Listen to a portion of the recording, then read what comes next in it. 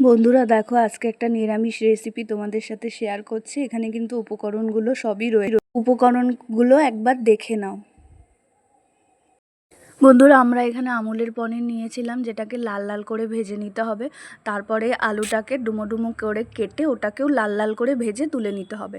এরপরে কিন্তু কড়াইতে ফোড়ন দিয়ে দিলাম। ফোড়নে কি আছে দেখে নিয়েছো, শুকনো লঙ্কা, গোটা গরম মশলা আর তেজপাতা। তারপরে টমেটোটা দিয়ে দিলাম। টমেটো আর তার সাথে সব মশলাগুলো দিয়ে ভালো করে এটাকে নেড়ে নিতে হবে, মানে কষিয়ে নিতে হবে।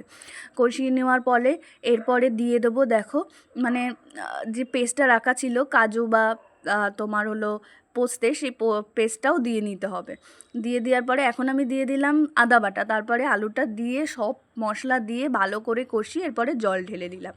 জল ঢেলে দেওয়ার পরে খানিকক্ষণ এটা ঢেকে যখন ফোটাবো, তারপরে গিয়ে তোমার এখানে পনির দিয়ে দিতে হবে। ব্যাস তৈরি হয়ে গেল আলু কষা।